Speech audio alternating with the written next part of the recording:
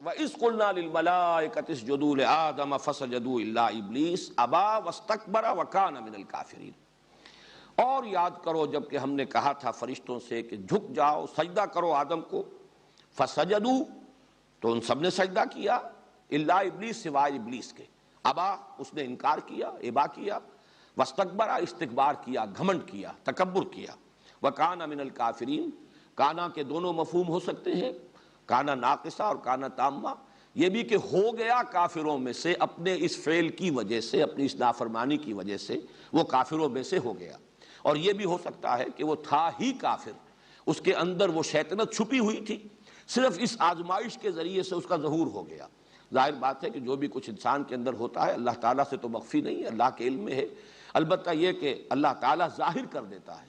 وَلَيَعْلَمَنَّ اللَّهُ الَّذِينَ آمَنُوا وَلَيَعْلَمَنَّ الْمُنَافِقِينَ۔ اللہ تعالیٰ ظاہر کر دے گا اس کو کہ کون منافق ہے کون صاحب ایمان ہے، تو اللہ تعالیٰ کے علم میں تو ہے لیکن اللہ ظاہر کر دیتا ہے۔ اسی طریقے سے اس ابلیس کی وہ شیطنت جو ہے جو اس کے اندر چھپی ہوئی، جو اس کا تکبر اور استکبار اور گھمنڈ اور اس کا جو شر تھا وہ ظاہر ہو گیا۔ یہ دونوں اس کے مفہوم ہو سکتے ہیں۔ اس کے ضمن میں جیسا کہ میں کل عرض کر چکا ہوں کہ ملائکہ، پھر یہ ابلیس کے بارے میں اشکال ہو جاتا ہے اس آیت اور تقریباً 5 اور مقامات پر اسی انداز میں جو یہ مضمون آیا ہے کہ ہم نے فرشتوں کو حکم دیا، سب فرشتوں نے سجدہ کیا سوائے ابلیس کے، تو اشتباہ ہو جاتا ہے کہ شاید ابلیس بھی فرشتوں میں سے تھا، لیکن یہ کہ قرآن حکیم میں یہ اس کی وضاحت کر دی گئی سورہ کہف میں، کانا من الجن ففسق عن امر ربی، وہ فرشتوں میں سے نہیں تھا۔ فرشتے تو لا یعصون اللہ ما امرہم ویفعلون ما یؤمرون، وہ معصیت نہیں کرتے، نافرمانی نہیں کرتے اللہ کے حکم کی، اور کرتے ہیں وہی کچھ جس کا کہ انہیں حکم ہوتا ہے۔ لہذا یہ معاملہ جو ہے ابلیس سے جو ظاہر ہوا یہ اس بنیاد پر کہ وہ جنات میں سے تھا، جس کا مادہ تخلیق نار ہے۔ وہ نار اور نور کے قرب کے بارے میں بھی تفصیل سے میں کل عرض کر چکا ہوں، اور یہ کہ اس کے بارے میں یہی جو کچھ معلوم ہوتا ہے وہ یہ کہ اپنے علم اور اپنے زہد اور اپنی عبادت گزاری کی بنیاد پر یہ ملائکہ کے زمرے میں تھا، ملائکہ کے ہی ساتھ شامل تھا، اس اعتبار سے گویا کہ مخاطب تھا اس حکم کا کہ سجدہ کرو آدم کو۔ بسم اللہ اولہ آخرہ۔ تو جو میں عرض کر رہا تھا کہ یہ ابلیس کیوں اس حکم کا مخاطب بنا، اس کے بارے میں ایک رائے تو یہ ہے کہ چونکہ جنات کمتر مخلوق ہیں ملائکہ سے، بلندتر مخلوق ملائکہ، جب انہیں سب کو حکم دیا گیا کہ سجدہ کرو آدم کو، تو ظاہر بات ہے کہ وہ تابع ہونے کے اعتبار سے وہی برسبیل تغلیب، گویا کہ وہ بھی مخاطب تھے، جنات بھی، اس پہلو سے وہ بھی ایک جنی جو ہے ابلیس وہ بھی اس کا مخاطب تھا۔ اور ایک رائے یہ کہ وہ اپنے خاص علم اور زہد اور عبادت گزاری کی وجہ سے اس درجے قرب رکھتا تھا ملائکہ کے ساتھ کہ گویا کہ ان کے زمرے میں شریک ہو چکا تھا، اسی لیے خاص طور پر وہ شخصاً مخاطب تھا اس حکم کا جو حکم دیا گیا فرشتوں کو۔ بہرحال یہ چیزیں سارے احتمالات ہیں، جیسے کہ میں نے عرض کیا کہ یہ مشکل رکوع ہے قرآن مجید کا، یہ مقام، اس کے بارے میں تعیین بہت مشکل ہے۔ البتہ یہ کہ آدم اور ابلیس کے ناموں کی بنیاد کیا ہے یہ بات ہے کہ جس پر ذرا غور کر لیجئے آگے بڑھنے سے پہلے۔ آدم کے بارے میں جو سب سے زیادہ کثرت کے ساتھ رائے جو مقبول رائے ہے وہ یہ ہے کہ چونکہ کرسٹ آف دی ارتھ، عدیم الارض، عدیم کہتے ہیں کسی شے کا چھلکا، اوپر کا چھلکا، تو یہ جو کرسٹ آف دی ارتھ ہے یہ اس زمین کا، ہمارے اس پلینٹ کا چھلکا ہے، چونکہ اس سے اس کی پیدائش ہوئی ہے زمین سے، اس لیے آدم کہے گئے کہ عدیم الارض جو ہے اس سے ان کا وہ اس کا مادہ تخلیق ہے۔ باقی ایک یہ بھی کہا گیا ہے کہ ان کا رنگ جو ہے سرخی مائل گندمی رنگ، تو اس کے لیے بھی یہ لفظ عربی زبان میں یہی مادہ مستعمل ہے۔ اور ایک تیسری رائے یہ ہے کہ یہ جو مادہ آتا ہے الف دال میم کا، یہ مخالطت، ملنا جلنا، آپس میں کس چیزوں کا باہم جو ہے مختلط ہو جانا، اس کے لیے یہ لفظ مستعمل ہے، مل جانا۔ تو جیسے کہ معانست، انسان کے لیے بھی یہ آپس میں مانوس ہو جانا، معانست، یہ انسان کے لیے ایک لفظ کی بنیاد ہے کہ انسان کو انسان اس لیے کہا جاتا ہے کہ باہم ایک دوسرے سے مانوس ہو جاتے ہیں۔ اسی طریقے سے یہ لفظ اس معنی میں بھی چونکہ عربی زبان میں مستعمل ہے، چنانچہ ایک حدیث بھی ہے کہ ایک صحابی نے کہیں تذکرہ کیا کہ میرا فلاں جگہ رشتہ ہوا ہے، میں وہاں شادی کر رہا ہوں، تو آپ نے فرمایا لو نظرت الیہا فانہ احری ان یؤدم بینکما، کیا اچھا ہوتا کہ تم ایک نظر اسے دیکھ لیتے، اس لیے کہ اس سے زیادہ توقع ہے کہ تمہارے مابین موافقت جو ہے اور محبت پیدا ہو جائے اور تم آپس میں زیادہ گھل مل سکو۔ اس معنی میں یہ لفظ مستعمل ہوا یؤدم بینکما. تو اس لیے شاید آدم کو آدم اس لیے کہا گیا، جو آپ انگریزی میں کہتے ہیں گریگوریس اینیمل ہے، انسان مل جل کر رہنے والا متمدن حیوان ہے. ابلیس کے لیے یہ لفظ، جیسا کہ میں نے پہلے عرض کیا تھا، یہ صفاتی نام ہے. اس کا اصل نام کیا ہے، اس میں علم اس کا قرآن مجید میں نہیں آیا. بعض روایات میں عزازیل نام اس کا آیا ہے، قرآن میں کہیں نہیں ہے. ابلیس جو ہے یہ بھی اس کا صفاتی نام ہے، اس لیے کہ ابلسا یبلسو یہ آتا ہے نہایت مایوس ہو جانا، فرسٹریٹڈ، دی فرسٹریٹڈ ون، وہ کہ جو مایوس ہو جائے، جس کو کوئی امید نہ رہے. اب چونکہ اس سے وہ فعل جو ہے وہ سرزد ہوا، اللہ تعالیٰ کی اس نے حکم کی سرتابی کی، اور اللہ تعالیٰ نے پھر اس مقام پر تو نہیں ہے، بقیہ مقامات پر ہے کہ فخرج منہا فإنک مذموما مدحورا،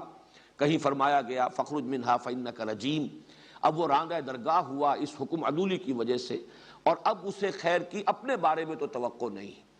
اب جو بھی کچھ اس نے اللہ تعالیٰ سے بعد میں مہلت مانگی، جس کا یہاں پر ذکر نہیں ہے، لیکن یہ کہ سورہ صاد میں بھی ہے کہ جب اسے اللہ تعالیٰ کی طرف سے یہ حکم دیا گیا، اس کے مردود ہونے کا اعلان کیا گیا، تو پھر اس نے کہا کہ قال رب فانظرنی الی یوم یبعثون قال فانک من المنظرین الی یوم الوقت المعلوم. یہ تین آیات جو کہ سورہ ہجر میں بھی آئی ہیں، یہ دو مقامات پر کہ اس نے مہلت طلب کی کہ پروردگار میں اس بات کو ثابت کر دوں گا کہ یہ آدم کی ذریت، اس کی اکثریت تیری شکر گزار نہیں ہوگی، بلکہ میں ان کو گمراہ کروں گا. اس نے جو چیلنج بھی دیا ہے یہ مختلف مقامات پر، لیکن چونکہ جیسا کہ میں عرض کر چکا ہوں قرآن مجید کے وہ حصے نازل تو ہو چکے تھے پہلے اس مقام سے جو ہم پڑھ رہے ہیں. وہ تو چونکہ مکی صورتیں ہیں، سورہ صاد بھی، طٰہٰ بھی، سورہ کہف بھی، سورہ بنی اسرائیل بھی، سورہ ہجر بھی، سورہ اعراف بھی، یہ 6 مقامات ہیں جن پر کہ یہ واقعہ آیا ہے. یہاں تو صرف ایک آیت میں اس کا لب لباب، اس لیے کہ اس معلوم ہو جائے کہ انسان کا دشمن ازلی جو ہے وہ یہ ابلیس ہے. اس ابلیس کی ذریت بھی، اور بھی جنات میں سے جو اس کی پیروی کرے، اور انسانوں میں سے جو اس کے پیروکار بن جائیں، اس کے حلقہ بگوش بن جائیں، یہ شیاطین جن و انس، یہ ہے کہ جو یہاں پر شر کے پھیلانے کی ایجنسی ہے. یہ ہے کہ جو دنیا کے اندر لوگوں کو گمراہ کرنے کا جنہوں نے اپنا فرض منصب ہی اس کو بنا لیا ہے. اس لیے اس حقیقت کو بیان کر دیا گیا. اور اس میں قرآن مجید میں دوسرے مقامات پر بھی ہے کہ تکبر، یہاں تو صرف ایک لفظ آیا ہے ابا، اس نے انکار کیا، واستکبر، اور استکبار کیا. لیکن دوسرے مقامات پر ہے انا خیر منہ خلقتنی من نار وخلقتہ من طین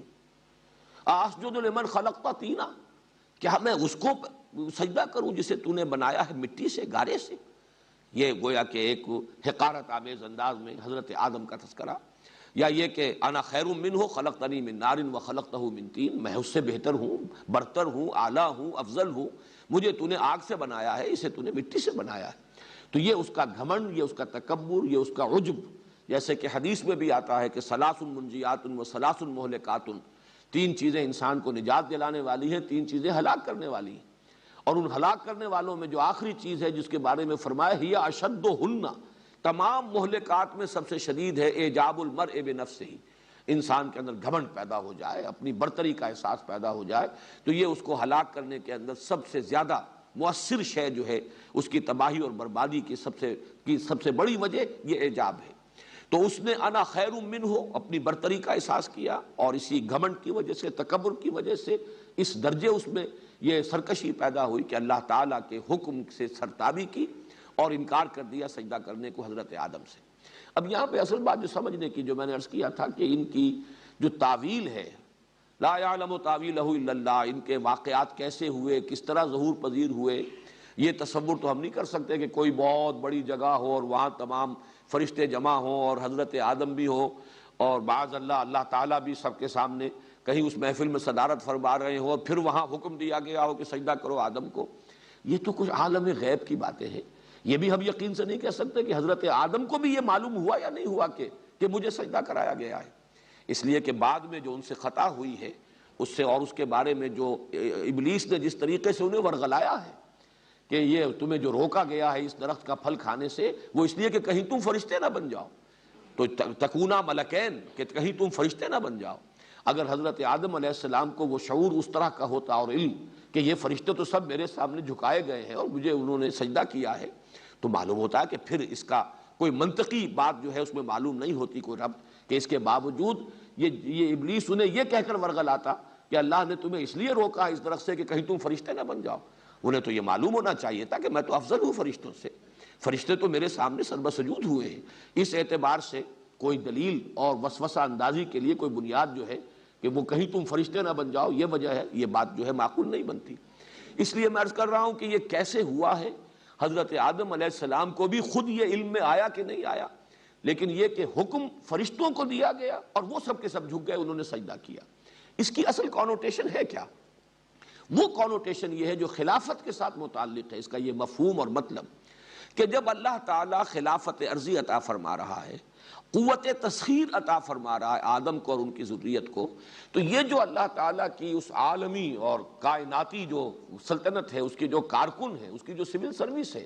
اگر وہ آدم کا حکم نہ مانے تو ظاہر بات ہے کہ آدم تو ایک قدم یہاں چل نہیں سکتا. ہمیں جو ارادے کی آزادی دی گئی ہے، جو چوائس دیا گیا ہے، میں چلنا چاہتا ہوں کسی خیر کے کام کی طرف، تو نہ معلوم کتنی فورسز آف دی نیچر ہیں کہ جو اس راستے کے اندر اس میں متعلق ہیں، اور ان میں سے ہر ایک کے اوپر فرشتے مامور ہیں. اگر فرشتے قدم قدم پر میرے لیے رکاوٹ بن جائے، راستہ جو ہے میرا روک دے، تو میں اپنے کسی ارادے کو پایہ تکمیل تک نہیں پہنچا سکتا. آدم کو جب خلافت دی گئی اور تسخیر کائنات تک کا امکان اس میں رکھ دیا گیا، تو کل ملائکہ جو ہیں، اسی لیے دو مقامات پر قرآن مجید میں اس قدر زور ہے، فسجد الملائکۃ کلہم اجمعون، تو سجدہ کیا سب فرشتوں نے. الملائکہ میں بھی حصر ہے، پھر یہ کہ کلہم مزید اس کی تاکید، سب کے سب بلا استثناء، اجمعون سب نے مل کر جمع ہو کر ایک ہی دم یکبارگی، غالباً اس کا مفہوم ہوگا. تو یہ جو تاکید اتنی ہے اس لیے ہے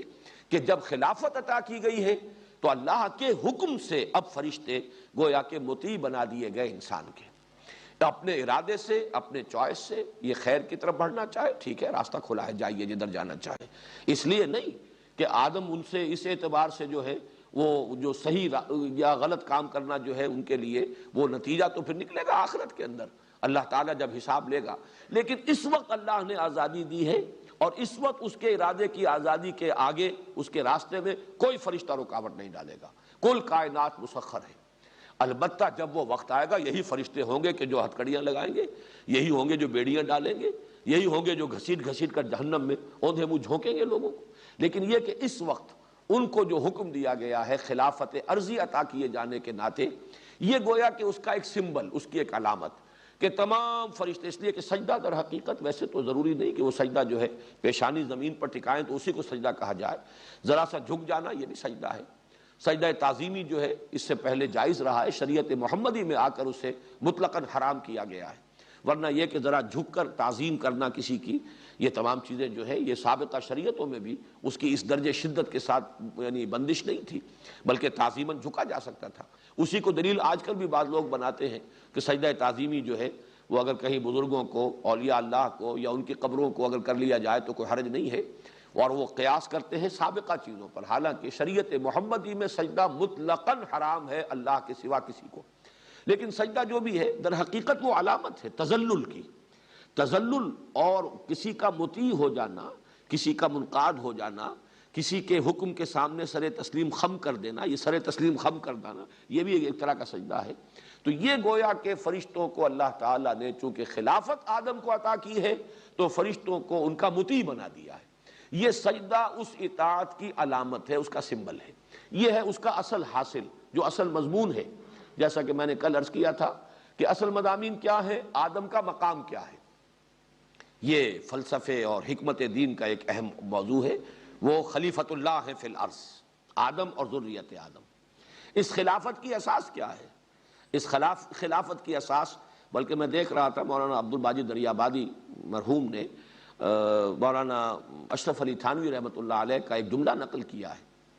کہ خلافت کی بنیاد زہد اور طاعت گزاری نہیں ہے، خلافت کی بنیاد علم اور فہم ہے.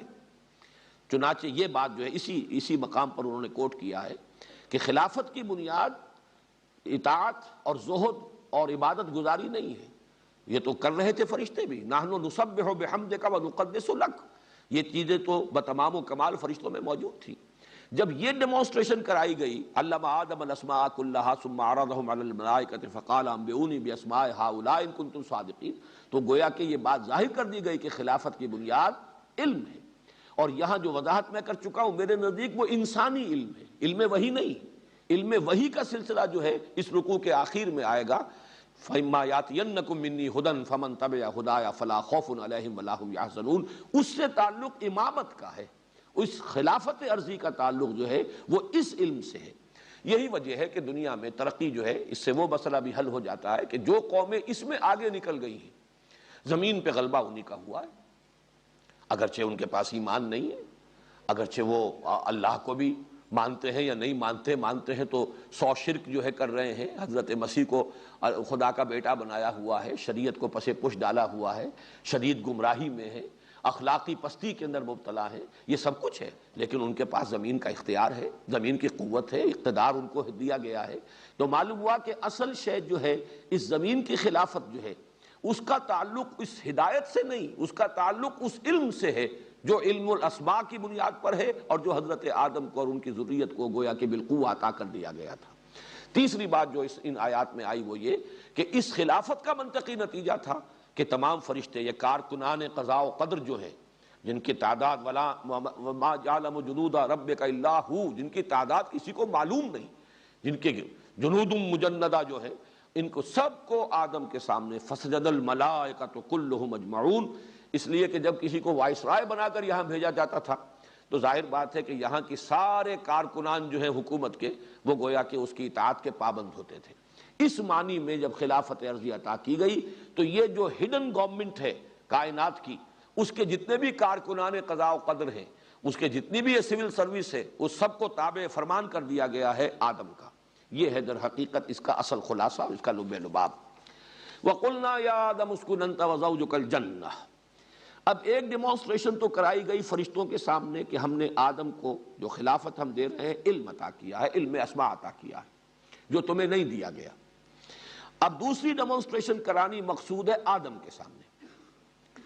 یہ کہ تمہارا یہ دشمن جس نے تکبر کی بنیاد پر انکار کیا جھکنے سے، ایک تمہارا ازلی دشمن ہے، اور یہ تمہیں ورغلائے گا، تمہیں تباہ کرنے کی اور برباد کرنے کی پوری کوشش کرے گا۔ میں چند الفاظ آپ کو سنا دیتا ہوں چونکہ اس مقام پر تو نہیں ہے، لیکن جن الفاظ میں کہ ابلیس نے پھر چیلنج کیا ہے اور آدم اور ذریت آدم سے اپنی دشمنی کا اعلان کیا ہے کھلم کھلا۔ سورہ صاد میں فرمایا قال فبعزتک لاغوینہم اجمعین، تو پھر اس نے کہا جب اسے مہلت دے دی گئی کہ جاؤ تمہیں مہلت ہے، تمہیں قیامت تک کے لیے، یوم یبعثون تک کے لیے تمہیں مہلت دی گئی ہے، تم انہیں جس طریقے سے چاہو گمراہ کرنے کی کوشش کر لو۔ تو اس نے پھر اب دھڑلے سے جو بات کہی، قال فبعزتک لاغوینہم اجمعین، پروردگار اب تیرے عزت اور اقتدار کی قسم، میں ان سب کو گمراہ کر کے چھوڑوں گا، الا عبادک منہم المخلصین، سوائے تیرے ان بندوں کے جنہیں تو اپنا خود ہی بنا لے۔ مخلص یہاں پر اس میں مفعول آیا ہے، جنہیں تو اپنے لیے خالص کر لے، یعنی جن پر کوئی خصوصی کرم تیرا ہو، تیری نگاہ کرم ہو جن پر خصوصی، تیری عنایت خصوصی جن کے شامل حال ہو جائے، وہ ان کا معاملہ مستثنا ہوگا، باقی میں ان سب کو اغوا کر کے چھوڑوں گا۔ سورہ بنی اسرائیل میں بھی اس نے یہ جو کہا تھا جب سجدے کا حکم دیا گیا، جو الفاظ اس کے نقل ہوئے، قال ارأیتک ھذا الذی کرمت علی لئن اخرتنی الی یوم القیامۃ لاحتنکن ذریتہ الا قلیلا۔ اس نے کہا کہ پروردگار یہ آدم جس کو تو نے مجھ پر عزت دی ہے، اکرام کیا، جس کا مجھ سے افضل قرار دیا، جس کو سجدہ کرنے کا مجھے حکم دے رہا، اگر تو مجھے قیامت تک کے دن کے لیے مہلت دے دے تو میں ان سب کو ڈھانٹا باندھ دوں گا، سب کو گمراہ کر کے چھوڑوں گا، سب کو گویا کہ نکیل ڈال دوں گا، اور میں ان سب کو جو ہے غلط راستے کے اوپر لے جاؤں گا۔ اسی طرح سورہ ہجر میں ہے قال رب بما اغویتنی، پروردگار یہ جو تو نے مجھے گمراہ کر دیا، یعنی مجھے اتنی کڑی آزمائش میں ڈالا، میرا جو تکبر تھا اس کو جو یہاں پر جو مجروح ہوا، میرا پندار جو مجروح ہوا، اس کے نتیجے میں میں یہ غلط حرکت کر بیٹھا اور میں نے انکار کیا ہے تیرے حکم کو ماننے سے، تو گویا کہ تو نے مجھے گمراہ کیا۔ رب بما اغویتنی لأزینن لہم فی الارض ولأغوینہم اجمعین الا عبادک منہم المخلصین، وہی الفاظ یہاں بھی آئے۔ تو اب یہ کہ میں ان کے لیے زمین کے اندر جو مختلف چیزیں ہیں ان کو بڑا مزین کر دوں گا، اسی میں یہ مشغول ہو جائیں گے، اسی کی محبت میں گرفتار ہو جائیں گے، مال و اسباب دنیاوی ہی ان کا مقصود و مطلوب ہو جائے گی، اس کے لیے گردنیں ایک دوسرے کی کاٹیں گے اور خون بہائیں گے، وہی ان کا مقصود و مطلوب ہوگا۔ اور یہ کہ یہ میں ان سب کو گمراہ کر کے چھوڑوں گا سوائے تیرے ان بندوں کے جنہیں تو اپنے لیے خالص کر لے۔ سب سے زیادہ تفصیل کے ساتھ یہ الفاظ جو آئے ہیں اس کے چیلنج کے، وہ سورہ اعراف میں ہے۔ قال فبما اغويتني لاقعدن لهم صراطك المستقيم ثم لآتينهم من بين ايديهم ومن خلفهم وعن ايمانهم وعن شمائلهم ولا تجد اكثرهم شاكرين۔ تو اس نے کہا پروردگار جو تو نے مجھے گمراہ کر دیا اور راندہ درگاہ میں اب ہو گیا، میں تو اب ہم تو ڈوبے ہیں صنم، ان کو بھی لے ڈوبیں گے، میں ان کو بھی چھوڑنے والا نہیں ہوں، اور تو نے جو مجھے مہلت دی ہے اب میں تیرے سیدھے راستے پر ان کے لیے گھات میں بیٹھوں گا۔ صراط مستقیم تو توحید کا راستہ ہے، میں اس پر مورچہ لگاؤں گا، گھات میں بیٹھوں گا، میں ان کے لیے اپنی کمین گاہیں بناؤں گا، پھر میں ان پر حملہ آور ہوں گا۔ ثم لآتینہم من بین ایدیہم ومن خلفہم، ان کے سامنے سے بھی، ان کے پیچھے سے بھی، اور ان کے داہنی طرف سے بھی اور ان کے بائیں طرف سے بھی، اور تو دیکھے گا ان میں سے اکثر کو تو نہیں پائے گا شکر کرنے والے کہ جو مقام تو نے اسے عطا کیا ہے یہ اس پر تیرا شکر ادا کر سکے اور اس کا حق ادا کر سکے۔ یہ انداز ہے اس کے چیلنج کا۔ لیکن یہ کہ اب حضرت آدم کو متنبع کرنے کے لیے کہ یہ تمہارا دشمن ازلی ہے اور اس کو تم پہچان لو، ایک تجربہ کرایا جا رہا ہے۔ وَقُلْنَا يَا آدَمُ اسْكُنْ أَنْتَ وَزَوْجُكَ الْجَنَّةَ، اور ہم نے کہا کہ اے آدم تم اور تمہاری بیوی اب رہو جنت میں۔ یہ جنت کون سی جنت ہے اس میں اختلاف ہے۔ ایک تو ظاہر بات ہے کہ وہ جنت الخلد جو ہے جس میں داخل ہونے کے بعد پھر نکالا نہیں جائے گا کسی کو، یہ گمان غالب یہ ہوتا ہے یہ وہ جنت نہیں۔ البتہ کوئی آزمائشی جنت، کوئی ایسی جگہ کہ جہاں پر کہ عارضی ایک ڈیمانسٹریشن ہی کے لیے حضرت آدم اور حوا کو رکھا گیا ہے۔ اور جیسا کہ میں عرض کر چکا ہوں، بائبل کے جو بھی مرتبین ہیں، جب بھی یہ بائبل جو سفر پیدائش جو ہے، دی بک آف جینیسس جب مرتب ہوئی ہے، تو اب اس میں چونکہ اصل بائبل تو گم ہو گئی تھی تقریباً 7ویں صدی قبل مسیح میں یا 6 صدی قبل مسیح میں اصل بائبل، اصل تورات گم ہو گئی، بعد میں مرتب کی گئی ہے۔ تو اب جو بائبل ہے اس میں جو تصور دیا جا رہا ہے کہ وہ کہ زمین ہی پر کہیں یہ جنت تھی، کسی بلند مقام پر، بلکہ یہ کہ وہ تو لوکیٹ کرتے ہیں اپنے اندازے سے جو اہل علم ہیں بائبل کے جاننے والے، تورات کے ماہرین، کہ یہ جو علاقہ کردستان کہلاتا ہے، یہ پہاڑی علاقہ، یہیں پر کوئی جگہ تھی جہاں کسی بلند مقام پر بس وہ ساری آسائشیں اور ساری چیزیں، ضرورتیں، ہر طرح کا عیش و آرام جو ہے انسان کو مہیا تھا، اور وہاں تھے در حقیقت حضرت آدم اور حضرت حوا۔ یہ ان کی ایک رائے ہے۔ جیسا کہ میں نے عرض کیا، اس میں بہرحال احتمالات کا تو امکان موجود ہے کہ مختلف احتمالات ہیں، لیکن یہ کہ تیقن کے ساتھ کچھ کہنا ہمارے لیے ممکن نہیں۔ یہاں سے بھی جو نتیجہ اخذ کرنا ہے وہ یہ ہے کہ ایک آزمائشی طور پر، ایک ڈیمانسٹریشن کے لیے کہ معلوم ہو جائے آدم کو کہ یہ میرا دشمن جو ہے ابلیس، یہ کس کس طور سے مجھے ورغلا سکتا ہے،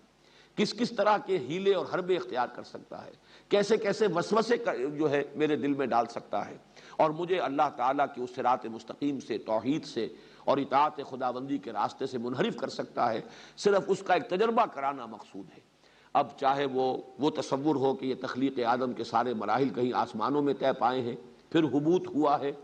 چاہے وہ تصور ہو کہ زمین ہی پر یہ سارے مراحل طے پائے ہیں، اس اعتبار سے وہ جنت جو ہے وہ بھی کہیں جنت ارضی، کسی جگہ پر کوئی اونچا مقام، اور جنت کا لفظ جو ہے صرف جنت، ظاہر بات ہے کہ اس میں احتمالات جو ہیں تمام کے تمام موجود ہیں۔ وَكُلَا مِنْهَا رَغَدًا حَيْثُ شِئْتُمَا، اور کھاؤ تم دونوں اس میں سے با فراغت، جہاں سے چاہو، جو چاہو کھاؤ، تمام پھل، تمام میوے تمہارے لیے مباح ہیں، جہاں سے چاہو ان سے تم استفادہ کرو۔ وَلَا تَقْرَبَا هَٰذِهِ الشَّجَرَةَ فَتَكُونَا مِنَ الظَّالِمِينَ، لیکن مت قریب پھٹکنا، مت قریب جانا اس درخت کے، تو تم ہو جاؤ گے ظالموں میں سے، حد سے تجاوز کرنے والے، ظلم کرنے والے، اللہ کے حکم سے انحراف کرنے والے، تم ظالموں میں سے ہو جاؤ گے اگر تم نے اس درخت کا پھل کھایا۔ یہ جو جنت کے اندر جس طریقے سے حضرت آدم کو رکھا گیا، اس کی جو کیفیات بیان ہوتی ہیں، یہ خاص طور پر سورہ طٰہٰ میں الفاظ آئے ہیں، ان لک لا تجوع فیہا ولا تعریٰ، اے آدم تمہارے لیے یہاں اس جنت میں جس میں ہم تمہیں رکھ رہے ہیں، تمہیں یہ کیفیات حاصل رہیں گی کہ نہ تمہیں بھوک ستائے گی، بھوک لگے گی نہیں، ولا تعریٰ، نہ عریانی لاحق ہوگی، وانک لا تظمأ فیہا ولا تضحیٰ، اور نہ تمہیں اس میں پیاس کی شدت محسوس ہوگی، پیاس کا احساس ہوگا، نہ ہی کہیں دھوپ کی کیفیت جو ہے، دھوپ کے ستانے کی اور گرمی اور اس کی حدت اور تمازت کا کوئی احساس ہوگا۔ یہ الفاظ ہیں کہ جن میں تعبیر کی گئی ہے اس جنت کی کیفیت کی جس میں حضرت آدم علیہ السلام کو، حضرت حوا سلام علیہا کو رکھا گیا ہے۔ باقی کسی اور جگہ پر اس کی کوئی اور تفصیل نہیں ہے۔ اس کا جو اس سے تعلق ہے وہ میں ابھی بعد میں بیان کروں گا۔ باقی رہ گیا یہ سوال کہ وہ درخت کون سا تھا، اس کی قرآن مجید نے قطعاً کہیں کوئی اس کی وضاحت نہیں کی، بلکہ صاف نظر آ رہا ہے کہ اس بحث سے قرآن مجید نے گویا کہ اعراض کیا ہے، ہذہ الشجرہ، گویا کہ اشارہ کر کے بتا دیا ہے کہ یہ درخت، بس اس سے زیادہ کوئی وضاحت نہیں کی ہے۔ اسپیکولیشنز مختلف کی گئی، چنانچہ بائبل کے جو مرتبین ہیں انہوں نے اسے ٹری آف نالج قرار دیا ہے، یہ علم کا۔ ظاہر بات ہے اس کی نفی تو قرآن مجید کے اعتبار سے تو نفی ہو جائے گی، علم تو آدم کو دیا گیا ہے، تو ٹری آف نالج کو فاربیڈن قرار دینا اور اسے ان کے لیے ممنوع، شجر ممنوعہ قرار دینا، گویا کہ قرآن مجید کے ساتھ اس کی قطعاً کوئی مطابقت نہیں ہے۔ البتہ کچھ اور خیالات ایسے ہیں کہ خاص طور پر میں یہاں تذکرہ کر رہا ہوں شاہ عبد القادر دہلوی رحمۃ اللہ علیہ کا، صاحب مظہر القرآن، انہوں نے کچھ تصور یہ ظاہر کیا ہے کہ اس درخت کا پھل کھانے سے پہلے تک جنت میں جو کیفیت تھی کہ کوئی حوائج انسانیہ جو ہیں وہ حضرت آدم کو، حضرت حوا کو لاحق نہیں تھے۔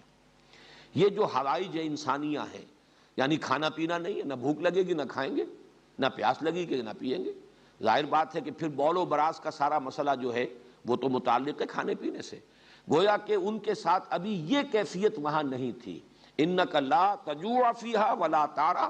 وانک لا تظمأ وانک لا تظمأ فیہا ولا تضحیٰ۔ اب اس سے استدلال جو ہے خاصا میں سمجھتا ہوں کہ قوی بنتا ہے کہ بھوک نہیں لگے گی۔ اس کا ایک مفہوم یہ بھی لیا گیا کہ ہر شے اتنی آسانی سے دستیاب ہوگی کہ جب بھوک لگے گی کھا لو گے، تو بھوک کا کبھی کوئی تمہیں تجربہ نہیں ہوگا۔ لیکن شاہ عبد القادر کا کہنا یہ ہے کہ وہ جنت، اب اس میں یہ بھی ہو سکتا ہے کہ حضرت آدم علیہ السلام، اگر تو وہ مانا جائے کہ زمین ہی پر کوئی ایولیوشن کے ذریعے سے وہ ترقی پا کر وہاں آئے ہیں، تو ظاہر بات ہے کھانا پینا، بول و براز وہ تو گویا کہ ابتدا سے ان کے ساتھ تھا۔ ہو سکتا ہے کہ اگر اس تصور کو مانا جائے کسی درجے میں کہ کوئی عارضی دور ان پر ایسا طاری کیا گیا ہے، ایک آپ اس کو ایک رویا بھی کہہ سکتے ہیں، ایک طویل خواب کی شکل بھی کہہ سکتے ہیں، تجربہ کرانا مقصود ہے صرف یہ کہ تمہارا یہ دشمن تمہیں اس طور سے گمراہ کر سکتا ہے۔ اور اگر یہ وہی جنت ہے، کوئی آسمانی جنت ہے جس پر رکھا گیا ہے، اور اس میں حضرت آدم علیہ السلام اور حضرت حوا کی تخلیق اس طور سے ہوئی ہے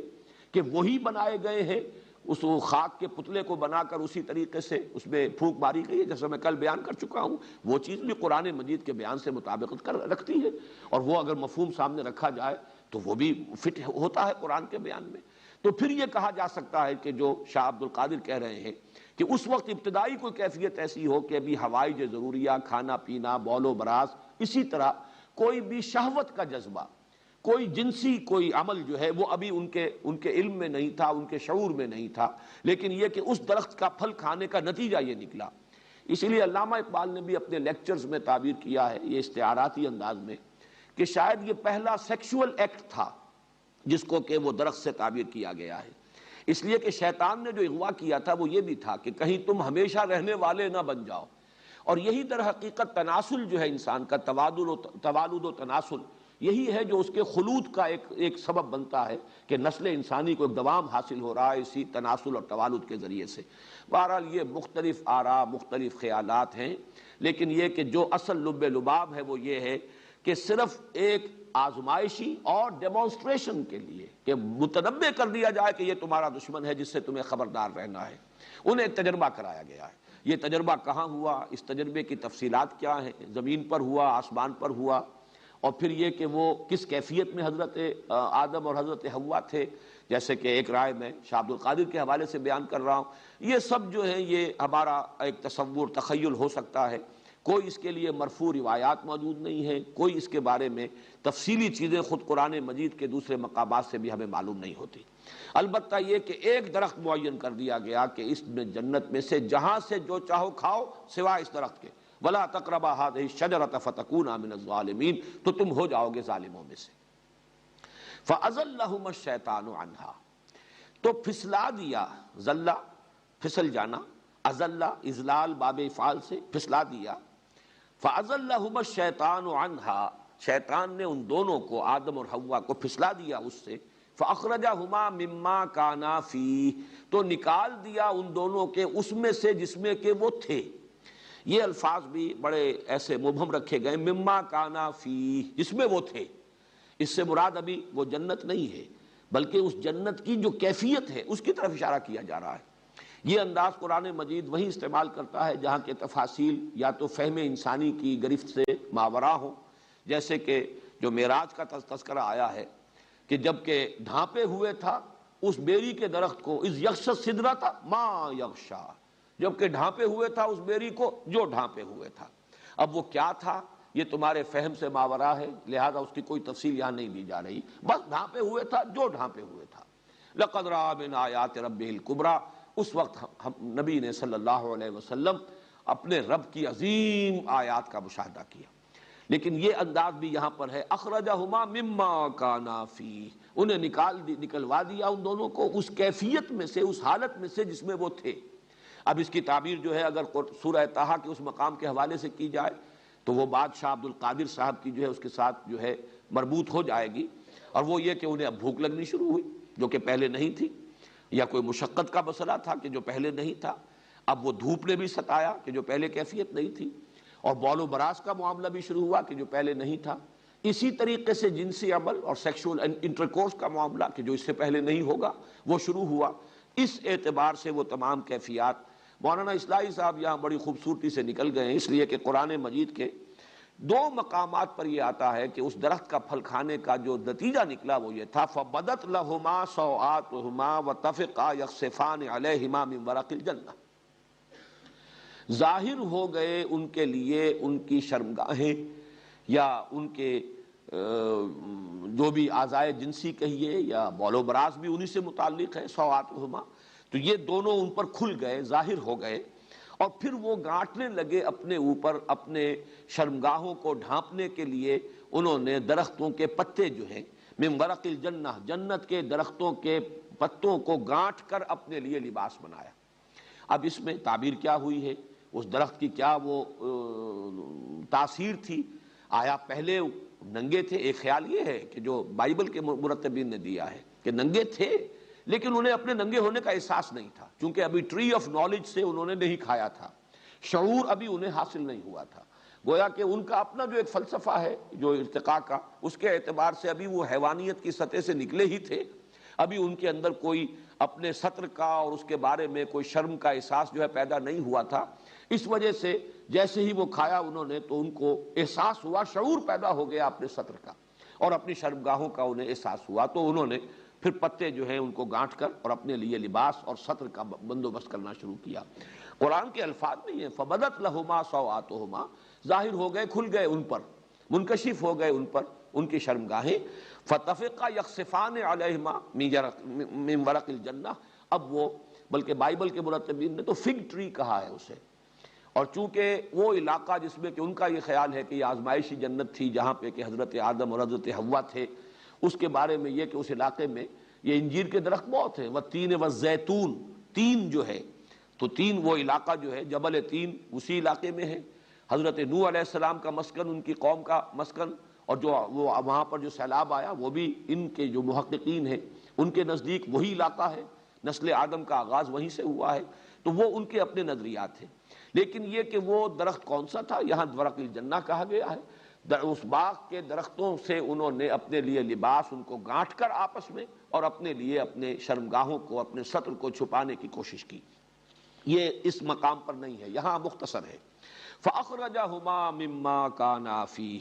مولانا اصلاحی کا میں تذکرہ کر رہا تھا کہ انہوں نے ایک لفظ بڑا لطیف سا استعمال کیا ہے اور یہاں سے گزر گئے عافیت کے ساتھ کہ کوئی حلۂ جنت تھا کہ جو ان سے سلب کر دیا گیا، اور پھر وہ چونکہ انہوں نے اللہ تعالیٰ کے حکم کی نافرمانی کی تھی تو جو جنتی لباس جسے ہم نہیں سمجھ سکتے کہ وہ لباس کی حقیقت کیا تھی، وہ لباس کس نوعیت کا تھا جو ان کو عطا ہوا تھا، وہ ان سے لے لیا گیا، اور وہ یہ کہ ان پر اپنی شرمگاہیں کھل گئیں اور ان کو اپنی عریانی کا احساس ہوا۔ فَأَزَلَّهُمَا الشَّيْطَانُ عَنْهَا فَأَخْرَجَهُمَا مِمَّا كَانَا فِيهِ۔ یہ جو أَزَلَّهُمَا ہے اس کے لیے بھی میں آپ کو وہ حوالے دوسرے مقامات سے دے دیتا ہوں کہ وہ جو حضرت آدم کو حضرت حوا کو جو پھسلایا بہلایا یا ورغلایا، اس کے لیے سورہ طٰہٰ میں الفاظ آئے ہیں فوسوس الیہ الشیطان قال یا آدم هل ادلک علی شجرۃ الخلد وملک لا یبلی،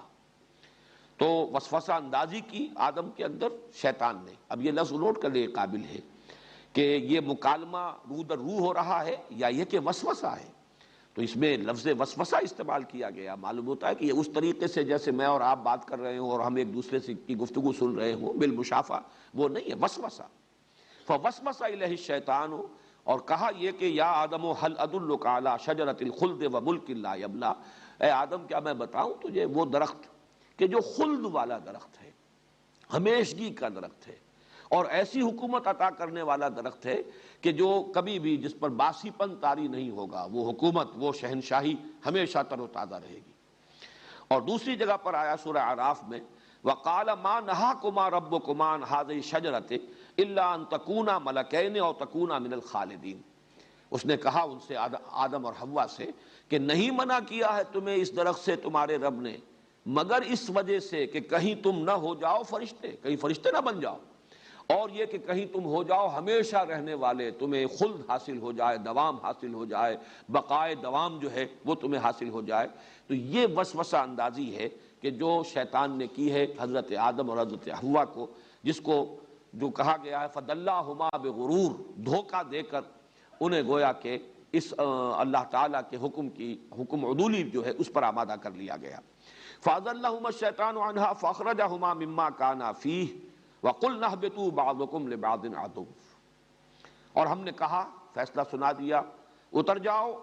تم میں سے بعض کے دشمن ہیں، وَفِي الْأَرْضِ مُسْتَقَرٌّ وَلَكُمْ فِي الْأَرْضِ مُسْتَقَرٌّ وَمَتَاعٌ إِلَىٰ حِينٍ، اور اب زمین میں تمہارے لیے ہے مستقر، جائے قرار،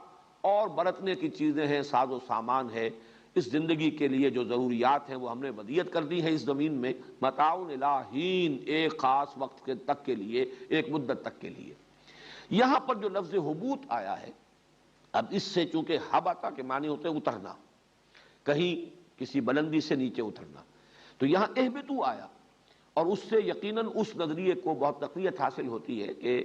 یہ جو ساری تخلیق آدم کا یہ پورا مرحلہ ہے، یہ پورا سلسلہ جو اب تک بیان ہوا ہے، یہ کہیں آسمانوں ہی میں ہوا ہے، کسی بلند مقام پر ہوا ہے، اور اس کے بعد انہیں حضرت آدم کو زمین پر اتارا گیا، حکم دیا جا رہا ہے اترو اب زمین پر، اہبطوا بعضکم لبعض عدو، یہ تو میں بعد میں عرض کروں گا۔ لیکن حبوط کا لفظ، وہ دوسرا تصور جو ہے، جیسا کہ میں نے کل عرض کیا تھا، وہ بھی فٹ ان کرتا ہے، ریکنسائل کرتا ہے قرآن کے ساتھ۔ یقین کے ساتھ ہم کچھ نہیں کہہ سکتے کہ وہ ہے حقیقت یا یہ ہے حقیقت، لیکن یہ کہ اگر اس کے اندر کوئی آپس میں ریکنسائل کرنے کا کوئی گوشہ ہے تو وہ صرف میں واضح بیان کر رہا ہوں، میں کوئی تیقن کے ساتھ اس نظریے کی تبلیغ نہیں کر رہا، اگرچہ میرا ذاتی رجحان اس کی طرف ہے جیسا کہ میں کل عرض کر چکا ہوں، لیکن میں صرف احتمال کے درجے میں اس وقت آپ کے سامنے رکھ رہا ہوں کہ حبوط کا لفظ کسی بلند مقام سے اترنے کے لیے بھی ہے،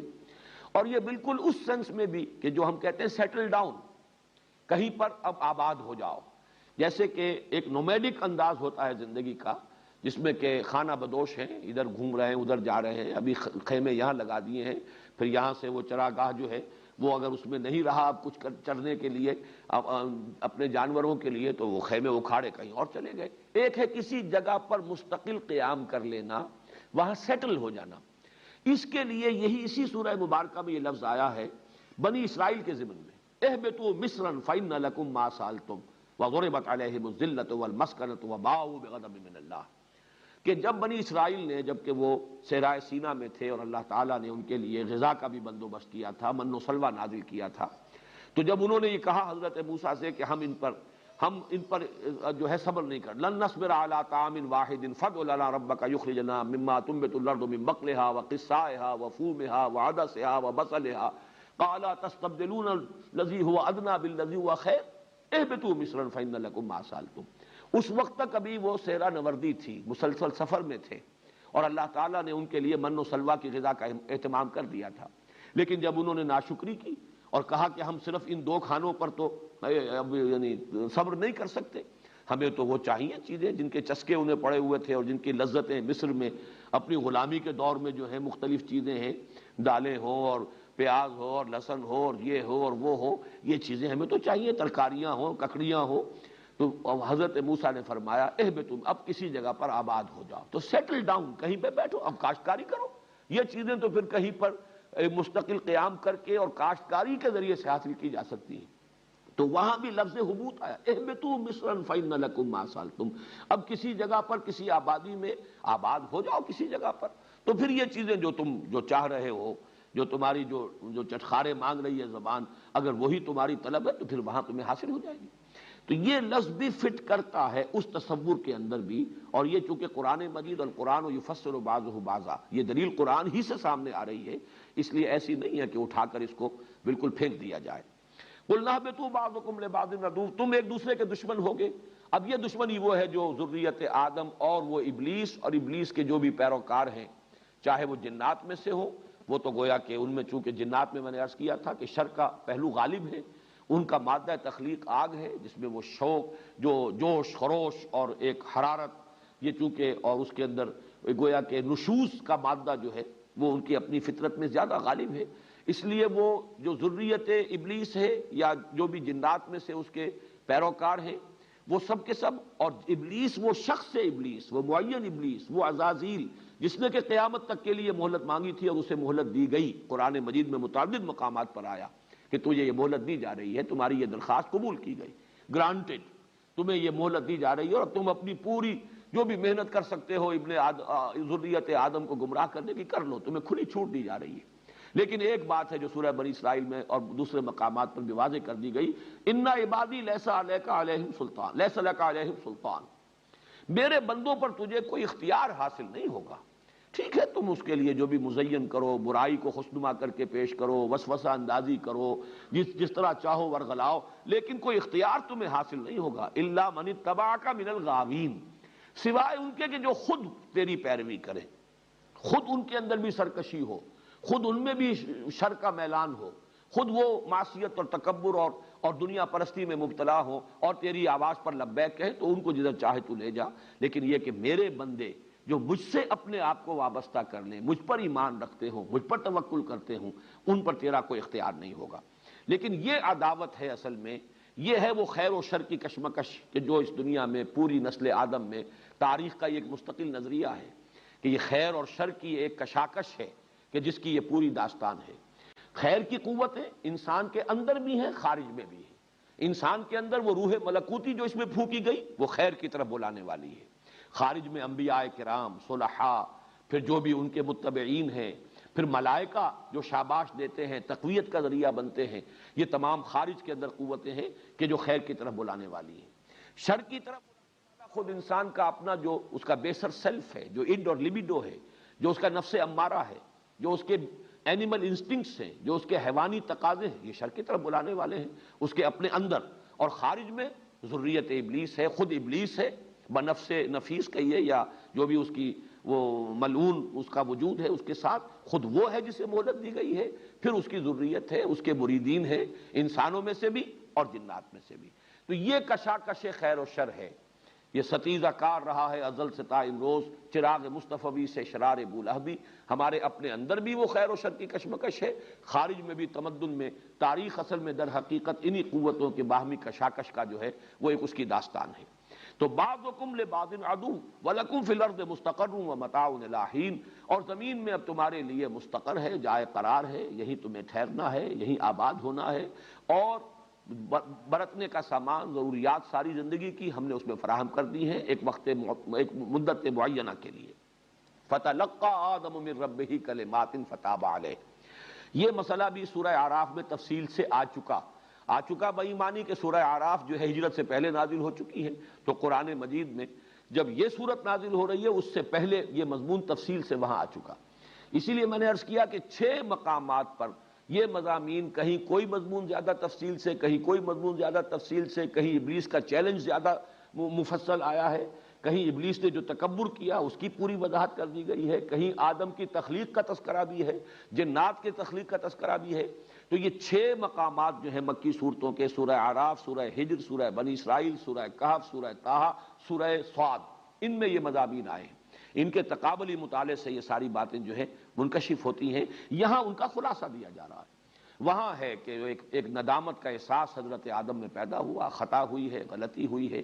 اور یہی احساس ندامت ہے جو اللہ کو بہت عزیز ہے۔ موتی سمجھ کے شان کریمی نے چن لیے قطرے جو تھے میرے عرق انفعال کے، تو اللہ تعالیٰ نے الفاظ کچھ خود تلقین فرمائے، وہ احساس ندامت پیدا ہوا آدم میں، لیکن یہ کہ اس کے لیے الفاظ تلقا آدم من ربہ کلمات، سیکھ لیے، حاصل کر لیے آدم نے اپنے رب سے کچھ کلمات،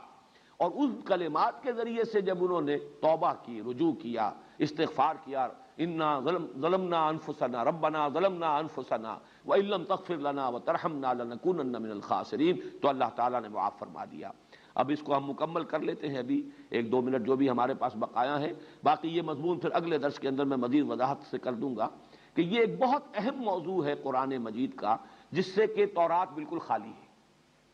اور تورات کے خالی ہونے ہی کے سبب سے وہ پیدائشی گناہ گار ہونے کا تصور جو ہے وہ عیسائیوں کے اندر موجود ہے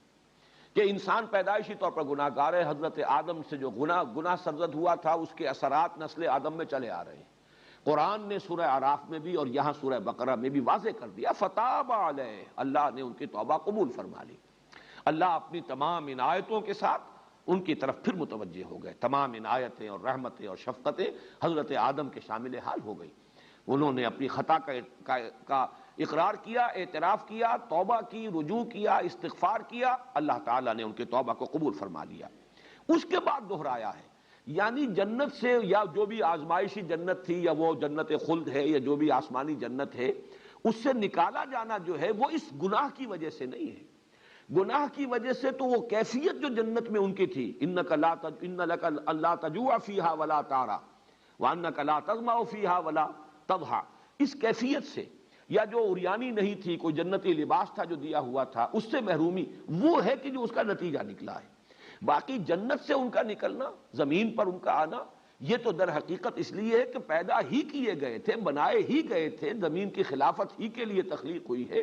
اس اعتبار سے انہیں آنا تو ہے، اپنے اس جگہ کا چارج سنبھالنا ہے، اسی لیے دہرا کر آیا۔ توبہ کی قبولیت کے بعد فرمایا جا رہا ہے قُلْنَا اهْبِطُوا مِنْهَا جَمِيعًا، اب اترو یہاں سے، جنت میں سے، زمین جو بھی ہے، چاہے وہ زمین ہی پر کوئی اونچے مقام پر وہ جنت تھی جہاں سے انہیں اتارا گیا، یا یہ کہ کوئی آسمانی جنت تھی وہاں سے اتارا گیا، یہ دونوں احتمالات موجود ہیں، لیکن یہ کہ سب کے سب اترو، اب ظاہر بات ہے کہ وہ ابلیس بھی یہیں پر ہے، اسی زمین پر ہے، گھومتا ہے، پھرتا ہے، ہمیں ورغلاتا ہے، اس کی ذریت جو ہے وہ بھی یہی ہے، آدم کی نسل بھی یہی ہے۔ فَإِمَّا يَأْتِيَنَّكُم مِّنِّي هُدًى، یہ ہے وہ آخری چارٹر، جیسے کسی وائس رائے کو جب چارج دیا جائے تو پھر کوئی چارٹر اسے دیا جا رہا ہو، یہ فرمان خداوندی ہے آدم اور ذریت آدم کے لیے۔ فَإِمَّا يَأْتِيَنَّكُم مِّنِّي هُدًى، تو جب بھی میرے پاس سے تمہارے پاس ہدایت آئے، فَمَن تَبِعَ ہدایا، تو جو بھی پیروی کرے گا میری ہدایت کی، فَلَا خَوْفٌ عَلَيْهِمْ وَلَا هُمْ يَحْزَنُونَ، ان کے لیے نہ کوئی خوف ہوگا نہ وہ حزن سے دو چار ہوں گے۔ وَالَّذِينَ كَفَرُوا وَكَذَّبُوا بِآيَاتِنَا أُولَٰئِكَ أَصْحَابُ النَّارِ، اور جو ہماری آیات کا کفر کریں گے، ناشکری کریں گے اور انکار کریں گے، تکذیب کریں گے ہماری آیات کی، وہ ہوں گے جہنمی، وہ ہوں گے آگ والے، ہم فیہا خالدون، اور وہ اس میں ہمیشہ ہمیش رہیں گے۔ یہ ہے وہ تا قیام قیامت، یہ چارٹر ہے نوع انسانی کے لیے۔